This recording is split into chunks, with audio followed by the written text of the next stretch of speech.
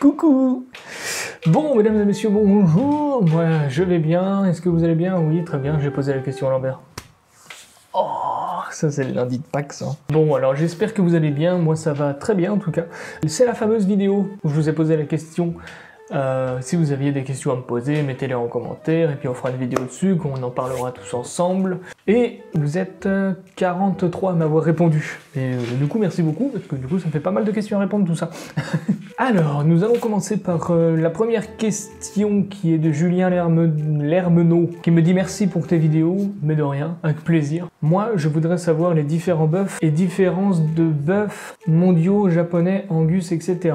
Alors, Julien, je pourrais te répondre par rapport aux races de bœufs françaises, du moins celles que j'ai pu travailler et goûter. En revanche, pour les bœufs mondiaux, je pourrais pas t'aider parce que j'en ai jamais mangé et je suis pas sûr. Si, je crois que j'en avais déjà travaillé une fois, mais c'était des carrés de côte. Du coup, la différence entre les bœufs japonais, angus, tout ça, je connais pas trop. Je sais qu'il y en a une qui est vachement grasse. Ça fait un persillé, il paraît que c'est super bon. J'en ai jamais acheté, j'ai jamais goûté. Après, les différents bœufs, on va dire français, il va y avoir la limousine, il va y avoir la blonde d'Aquitaine, il va y avoir la partenaise, qui pour moi est excellente. Il y a la blanc-bleu, il y a... Est-ce que j'ai dit charolaise? Je sais plus. Non, je crois pas. Il y a la charolaise, il y a les salers, je crois que c'est tout. Il y a les rouges des prés qui peut aussi être, qui est race à viande aussi. Il y a quoi? Je suis en train de me faire un reboot de toutes les races que je connais. Après, il y a des races salées. Bah forcément, Primostène, la rouge des prés, comme je vous l'ai dit. Il y a les normandes aussi.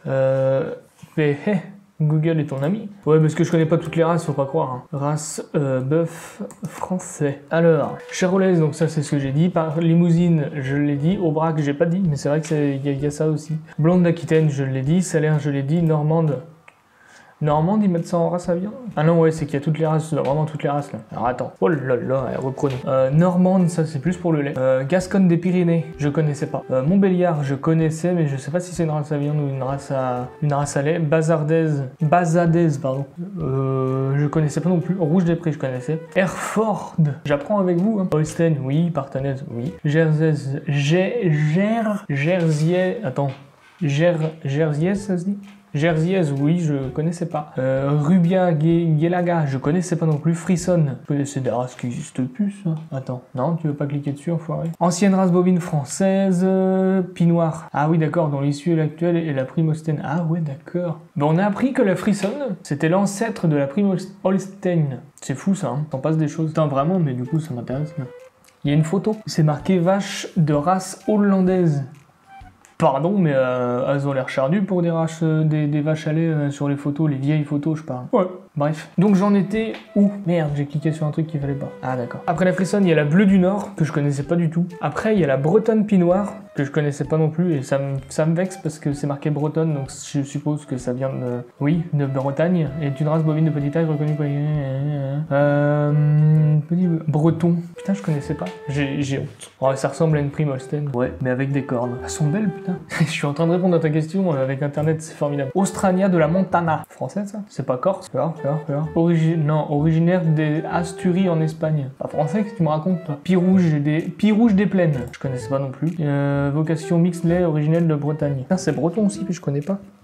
Camargue. Il y a vraiment une vache qui s'appelle la Camargue? Non. Ah si. Attends, la race bovine. Ah bah oui, taureau de Camargue. Non, je voyage jamais. Moi, je connais les Deux-Sèvres et puis la Bretagne.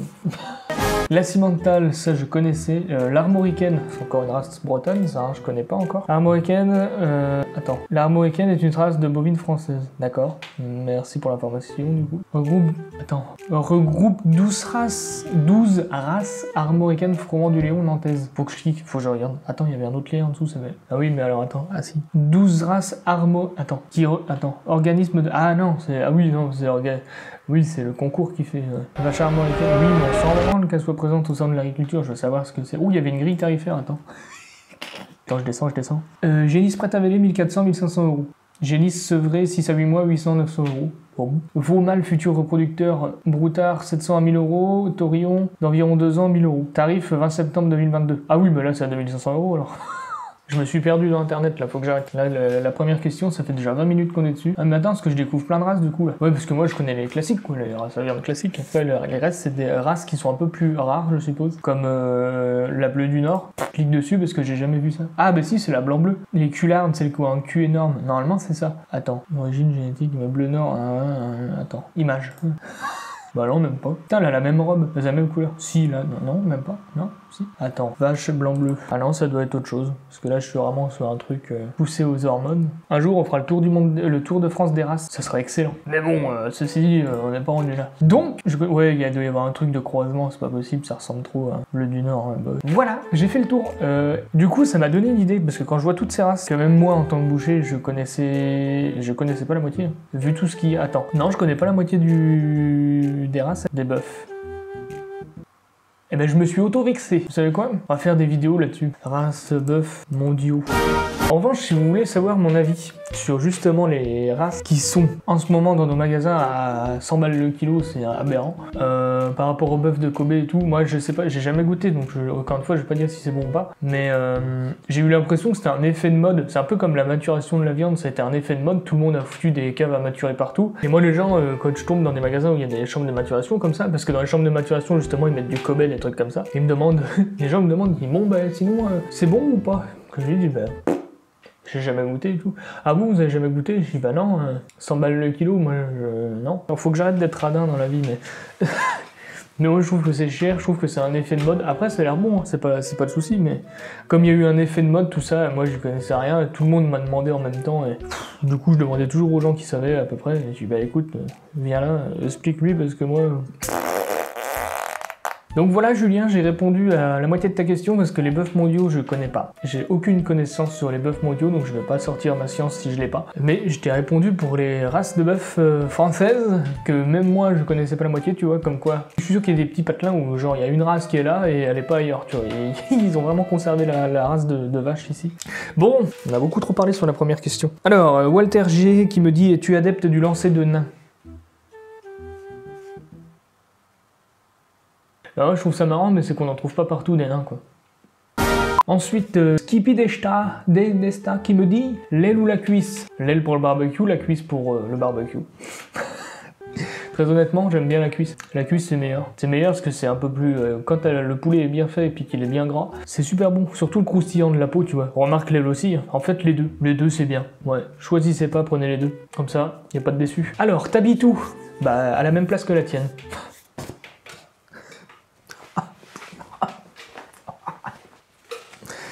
Oh, faut que je me mouche. Bon, sinon, continue la question, car l'autre jour, je suis certain de t'avoir croisé à l'Intermarché du coin, je me suis dit, tiens, une vedette. Bon, une vedette, c'est un peu gros comme mot, mais... Alors, ah ouais, parce qu'il y a eu des réponses. Mathieu, qui dit, je dirais bien Mayenne ou Nord-Mayenne, ou Manche Sud. Raté, Mathieu. Stani Courgette, qui dit, je dirais Vendée, perso. Pas loin, c'est vraiment pas loin. Et après, il y a Arthur Miro, qui dit, Sud Vendée, ou Marais Poitevin. Exact. Non, pas Marais Poitevin, mais je suis dans les Deux-Sèvres. Nord de Sèvres, voilà. Je suis au nord de Sèvres et si tu m'as croisé dans un Intermarché, c'était pas moi parce qu'il y a longtemps que je suis allé dans un Intermarché. En ce moment, je suis chez Super U. Voilà. Là, en ce moment, j'étais à Grand Frais, là, je suis à Super U. Pour l'instant, je suis là-bas pendant un petit moment, je pense. Donc, fort possible que ça soit pas moi. Alors, Alex qui me dit toutes les questions, eh bien, sommes-nous seuls dans l'univers? Non. Nous sommes pas seuls dans l'univers. Allez, on va partir sur des trucs de complotistes, d'univers, d'extraterrestres. Pour moi, on n'est pas seuls dans l'univers, parce que je vois pas pourquoi nous, les humains, on serait seuls sur un truc, un univers qui fait une immensité. On n'est pas capable de... Ça a des années-lumière, c'est énorme le truc. Donc je vois pas pourquoi on serait les seuls dans tout l'univers à avoir le droit de vivre sur une Terre. Parce que là, on connaît Vénus, Mars et tout le bordel, mais qui te dit que à des années de millions-lumière plus loin là-bas, peut-être qu'il y a une autre race, une autre espèce, tu vois, qui vit sur une planète Oxo-la-Terre. Nous vivons comme vous sur une planète à oxygène. Sur Oxo. Il a vraiment répondu à ça comme question.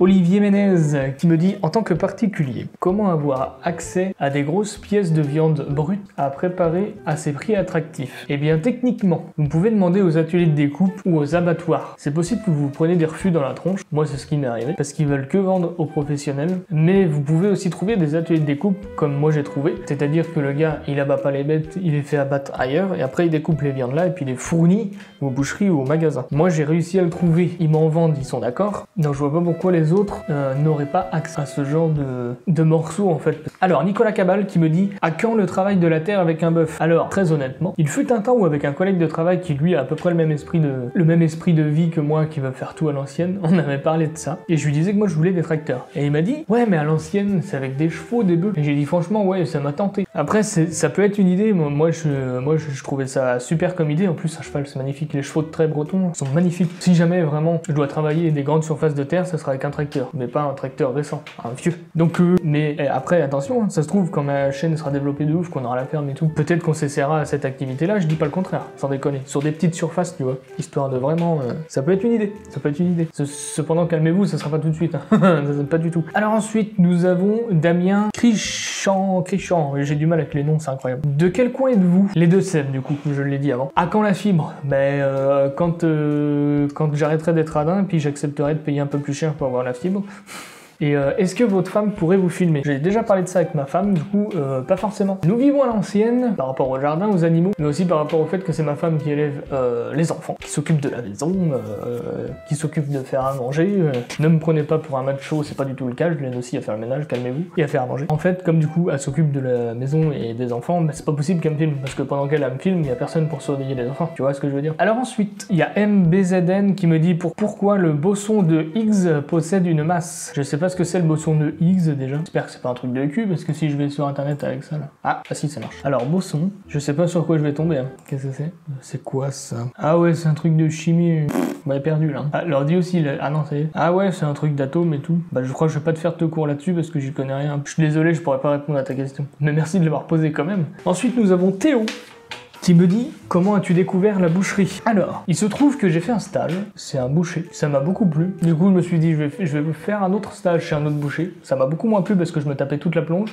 Après, j'ai refait un stage chez le même boucher que ça m'a beaucoup plu. Et du coup, je me suis dit, bon bah je vais faire un apprentissage en boucherie. Et du coup, je suis resté boucher jusqu'à maintenant. Voilà, l'histoire. Mais je crois qu'il y a quelqu'un qui pose une autre question par rapport à ça. Et du coup, je répondrai en plus approfondi. Ensuite, nous avons Sunimash qui dit « Quel est ton morceau de viande préféré et pourquoi ?» J'en ai plein de préférés, morceaux de viande. J'aime beaucoup l'onglet, j'aime beaucoup la bavette d'aloyau. La hampe c'est très bon aussi, l'entrecôte. Mais le morceau, on va dire, qui est complètement différent par rapport aux autres, moi je pense qu'on est dans l'onglet. Donc voilà, Suni, j'ai répondu à ta question. On a Gilles P qui me dit, il vient quand le cochon? Le cochon est un poilu et un patou rose. Alors oui, un cochon vivant, j'en avais parlé, peut-être un peu trop vite d'ailleurs. Parce que moi quand j'ai des idées dans la tête, ça va marcher tout de suite, il faut que je fasse ça, je fonce tout le temps. Et après arrive un moment je me dis, ah peut-être que finalement, il va y avoir un petit problème. Quand est-ce qu'il va arriver le cochon? Bonne question, parce que il faut que je prépare mon poulailler. Parce que en fait, je voulais le mettre dans mon poulailler, parce que mon poulailler c'est un carré, fermé, voilà. C'est grillagé, en haut, en bas, tout ce que tu veux. Et j'ai vu mon voisin, qui lui a tué un cochon il y a pas longtemps, et il m'a dit aussi que si je voulais mettre dans mon poulailler, c'était un peu une idée de merde pour l'instant, parce qu'il fallait mettre des tôles tout autour, parce qu'un cochon il paraît que c'est violent. Il paraît qu'il peut tout casser s'il a envie. Donc il faut mettre des tôles pour éviter qu'il passe à travers, si tu vois ce que je veux dire. Donc il faut que je trouve des tôles, il faut que j'en mette. Voilà, après il faudra que je m'organise au niveau de la bouffe. Et ça, c'est ce genre de vidéo, c'est la préparation du cochon, en fait, enfin de la préparation du cochon, la préparation de l'enclos du cochon, ça peut être un truc vachement intéressant. Mais pour l'instant, du coup, le projet il est un peu sur le côté, même si j'y pense toujours. Je pense que le prochain cochon qui arrivera à la maison, il sera mort. Voilà. Mais ça ne sort pas de ma tête, c'est un truc que je veux faire. À la base, j'avais acheté la bétaillère pour ça, mais il se trouve que la bétaillère est un peu hors service. Affaire à suivre. Alors, nous avons Olivier de Bretagne, cher compatriote, qui me dit « Saurais-tu nous montrer comment on peut faire de l'andouille et de l'andouillette, merci ?» Alors oui, il faudrait que j'en fasse. J'en ai jamais fait. Mais il faut savoir que la première fois que je vais le faire, ça sera pas en vidéo, ça sera pour essayer. Il faut que j'essaye d'en faire. Mais ça peut être une idée. En soi, il y a pas mal de charcuterie que j'aimerais essayer de faire, le boudin noir et tout. Il faut que je m'équipe, il faut que je passe commande aussi. Ça, c'est prévu. Mais je me demande si un jour je commande un cochon entier, il n'y aurait pas des vidéos à suivre par rapport à ça, au boudin noir et tout. Mais il faut déjà que j'essaye avant. Donc oui. Un jour, peut-être, il y aura une vidéo sur l'andouille ou l'andouillette. Voilà, Olivier. Sur ce, Passe le bonjour en Bretagne. Alors nous avons ensuite Louis Agricole qui me dit: as-tu des projets à venir sur ta chaîne YouTube cette année? Alors pour cette année, j'ai bien quelques projets, mais pour ça, il faut que je trouve comment faire déjà pour commencer. Déjà le projet bétaillère, je pense que ça devrait arriver, je pense, parce que là les beaux jours arrivent, donc je pense qu'on va se pencher dessus. Mais ça c'est pareil, pour le faire, j'aimerais bien quelqu'un qui me filme, parce que déplacer la caméra tous les 5 minutes, parce que faire le tour de la bétaillère avec une caméra dans les mains, c'est un bordel. Ensuite, j'avais pensé à autre chose, c'est-à-dire je sais qu'il y a un terrain qui était à vendre à côté de chez moi, qui le vendait cher, sauf que là il n'y a plus de pancarte, mais il est toujours autant en friche qu'avant, donc je sais pas s'il a été vendu, ça m'étonnerait, mais soit la pancarte assez barrée, soit il a arrêté de vouloir le vendre. J'avais pensé à ça pour mettre une chèvre sur ce terrain, pour tu vois, commencer à récolter son lait et faire du fromage. Il y a plein de trucs comme ça. Tu vois, pareil, préparer le terrain pour avoir la chèvre et tout, sauf que pour avoir la chèvre, il faut la bétaillère. Tu vois, le roulement, tu vois le truc. Oui, il y a plein de projets, il y a plein de choses. Le problème, c'est que chaque projet peut coûter une certaine somme. Encore une fois, c'est toujours le même problème. Mais ça va venir, tout doucement, ça va venir. Là, on arrive à presque 25 500 abonnés, c'est déjà très bien. Voilà, il faut que j'ai de plus en plus d'abonnés, de plus en plus de vues, et là plus ça va monter, plus forcément les projets seront plus faciles à atteindre, on aura plus d'objectifs, ça sera vraiment sympa à l'avenir. Mais ça va monter tout doucement, hein, vous inquiétez pas, ça va venir, mais tout doucement, on va monter les échelles tout doucement, mais ça va venir. Moi aussi dans ma tête c'est Bagdad, hein. Il y a plein de trucs que j'ai envie de faire, mais que pour l'instant je suis bloqué, je peux pas forcément les faire. Donc oui, des projets à venir, je pense que celui qui risque d'arriver le plus probable, ça va être la bétaillère et aussi la découpe du cochon. Voilà, c'est peu comme projet, mais c'est déjà des beaux projets. Parce que la bétaillère, il n'y aura pas qu'une vidéo, hein, puis le cochon c'est pareil, il n'y aura pas qu'une vidéo, donc ça pourrait venir. Puis il y a encore plein d'autres choses à faire dehors, enfin... Mais bon, ça va venir. Alors ensuite, nous avons Mal de Max58 qui me dit: ferais-tu de grosses vidéos sur l'élevage et quels autres animaux comptes-tu accueillir? Cette vidéo tombe bien par rapport à ce que je viens de dire sur la question d'avant. Bon, vous inquiétez pas, l'autofocus va faire que se mettre en route parce que du coup, il y a trop de soleil, il y a du soleil, il n'y a pas de soleil. Oui, c'est pareil, il faut qu'il y ait quelqu'un qui soit avec moi en fait pour que ce soit beaucoup plus dynamique la vidéo déjà pour commencer, pour que je puisse présenter mes poules, mes lapins, même si je l'avais déjà fait mes lapins, mais après, vraiment, l'animal le plus simple à accueillir, ça serait une chèvre, pour faire du fromage. Parce que oui, j'ai cette idée de faire du fromage. En fait, j'ai envie de faire plein de choses moi-même. Mais c'est pareil, là, il faut le terrain, parce qu'une chèvre dans mon terrain, ça va être sympa, mais ça va falloir mettre des clôtures. Surtout, je compte agrandir mon poulailler, donc... ouais, mais la chèvre va bouffer toute l'herbe, il n'y aura plus d'herbe pour les poules. Faudra du foin. J'ai pas 2 hectares de terrain, c'est ça aussi le souci, tu vois. Mais en vrai, il y a moyen. Mais je compte accueillir pour l'instant éventuellement une chèvre, parce que c'est ce qui peut être le plus simple à accueillir. Pas plus gros comme animal. Canard, ça viendra aussi. Cette année, ça viendra les canards. Cette année, il y aura les canards, parce que va falloir les gaver au bout d'un moment pour que je puisse avoir du foie gras pour Noël, moi. Parce que cette année, j'ai pas pu en avoir. Enfin, l'année dernière, j'ai pas pu en avoir et ça m'a bien fait chier. Donc oui, il y aura aussi les canards. C'est vrai que j'avais commencé aux canards. Donc voilà, ce qui pourrait arriver cette année sur les canards. Chèvres, un peu moins sûr. Mais c'est en questionnement. Là. On a déjà parlé avec ma femme, tout ça, donc ça peut arriver. Ça peut arriver. Mais je dis pas que ça va arriver. Mais c'est là. Ensuite, nous avons Bois Déco qui me dit: salut, où en est le projet bétaillère et depuis le temps que tu ne referais pas une vidéo sur les lapins, ils sont peut-être plus que 2 aujourd'hui. Alors le projet bétaillère, justement, parlons-en, parce que j'ai déjà fait allusion à cette bétaillère dans les questions précédentes. Il se trouve que la bétaillère, il faudra qu'on fasse un bétaillère tour un jour, c'est-à-dire faire le tour de la bétaillère, tous ensemble, pour voir ce qu'il y a à faire dessus. Moi je sais déjà ce qu'il y a à faire dessus, c'est tout en fait. Donc limite il faudrait que je trouve un sponsor, je sais pas, un menuisier ou quelqu'un qui vend des planches de bois, j'en sais rien, pour qu'on puisse avoir quelqu'un qui nous fournisse des planches de bois de qualité, pour pas que ça pourrisse, et qu'on puisse la refaire nous-mêmes comme elle était dans le temps. Parce que c'est une bétaillère qui doit dater des années, je pense 30 à mon avis, hein, vu la gueule du truc, 30-40, peut-être un petit peu après, mais pas beaucoup plus, hein, mais elle est quand même assez vieille. Donc le projet bétaillère, j'ai envie de m'y mettre, mais pour l'instant en fait je pourrais faire une première vidéo où on fait le tour déjà, pour commencer, et après voilà, faudrait que je trouve tous les matériaux nécessaires, faudrait que je prenne toutes les mesures nécessaires aussi, parce que là il y a tout à démonter, il y a tout à refaire. En plus il y a le bois, sur les côtés le bois est courbé comme ça, tu vois, elle est pas droite, c'est pas droit, ça part dans les sens, donc ça veut dire que le bois faudra le travailler de sorte à ce qu'il reste. Tu vois, ça peut être un projet, c'est pareil, c'est pour ça se fera pas en une vidéo, mais en vrai, par contre quand elle sera faite, elle sera du... Je pense que ce sera magnifique quand elle sera faite, mais il faut la faire. Donc le projet bétaillère, il est toujours là, parce que la bétaillère elle est toujours là, mais ça arrivera. Ensuite les lapins, ils sont peut-être plus que 2, non ils sont encore 6. Alors il y a les 2 parents, puis il y a les 4 petits. Parce que figurez-vous, la dernière vidéo que j'ai fait, il y en a un qui s'était pris dans une tapette à rats, voilà. Il y en a un autre qui était mort d'une espèce de maladie qui lui bloquait les pattes arrière. Et figurez-vous qu'il y en a un autre qui a eu cette même maladie sur les pattes arrière. Ils étaient 8. Attends, il y en a combien? Il y en a 3 qui... Ils étaient 8, ils sont plus 4. Il y en a 4 qui sont morts. Il y en a un qui est mort dans la tapette. Il y en a 2 qui sont morts de cette maladie. Du coup, j'en ai 4 de perdus. Voilà, donc j'ai tout nettoyé tout ça. J'ai mis de la cendre de bois. J'ai mis pour que ça sèche tout ça. Et aujourd'hui, ils sont en pleine forme. Ils vont très bien. Ils sont en pleine forme. Ils mangent du trèfle et tout. Et non. Donc, ils sont plus que 4 du coup. T'étais pas loin quand même, mais bon, j'ai fait 50% de perte, mais on va dire que c'est la première portée.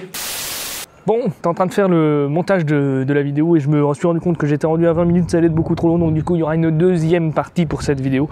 J'en profite d'être dehors pour me faire une petite pipe, et quand je dis ça, c'est pas pour me faire sucer la bite, c'est juste une petite pipe à fumer. À fumer. J'adore mon humour, c'est super. Hein. Quel cauchemar. Donc, regardez donc, je vais m'asseoir.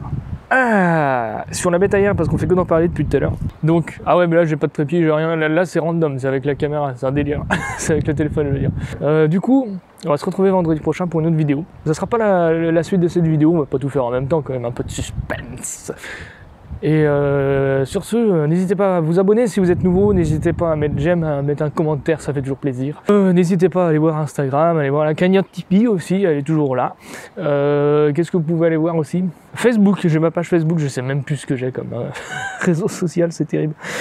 Donc je vais me lever parce que ça fait mal au cul d'être assis sur cette bétaillère. Mais en tout cas, elle est belle et